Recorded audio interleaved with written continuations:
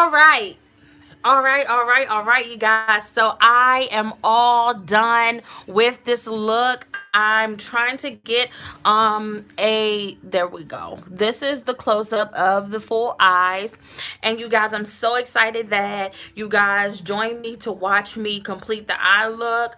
I did my normal everyday look to complete my full face of foundation, so that's pretty easy, pretty simple. But I wanted to come on here and show you guys the full complete look and give you a quick word of encouragement. I want to start doing words of encouragement every single time that I do a live. But I want to encourage you guys on today, no matter what situation you may be going through, no matter how hard it may seem, the Lord is on your side. He's moving on your behalf, and He believes in everything that He's asked you to put your hands to. Oftentimes, we find ourselves putting our hands to do things that we think it just so happened to fall into our hands, but we don't realize that God actually moved us or pushed us or repositioned us into this place. And now that we're in this place, God wants us to take heed and do what He asked us to do. It may seem hard sometimes, it may seem overwhelming from time to time. It may even seems like or seem or feel like you're not even called to do this very thing that God has allowed you to be doing or has set you up to do. But I want to encourage you on today that God said, I am still in that very thing that I told you to do 2 years ago, 3 years ago, 7 years ago, maybe even yesterday. I'm still in it. And because I'm still in it, I'm going to continue to make provision for it. Oftentimes we find ourselves, we're doing things, right? And we're like, I'm not sure if this right here is what I'm supposed to be doing. I don't know if God wants me to continue to do this or to walk away from it or to keep on pushing through all the hardness and what it takes to try to get to the place that He showed me. And we tend to walk away from the very thing that God is asking us. Don't give up on it. I just want you to be able to be in a place where you can appreciate it a little more. So I'm going to make it not necessarily hard for you, but I'm going to make sure that I throw in bars of this is a little different than what I was used to. And sometimes He also wants to throw in bars of, can I entrust them with this thing? Now I know that they went in without motive. I know that the way that they went in without motive is, okay, I'm gonna do this for God, and I'm just gonna just get myself out there, and I'm just gonna do it how the Lord tells me to do it, or go how He tells me to go, and I'm just gonna go ahead and just do it, and then we hit this little bump.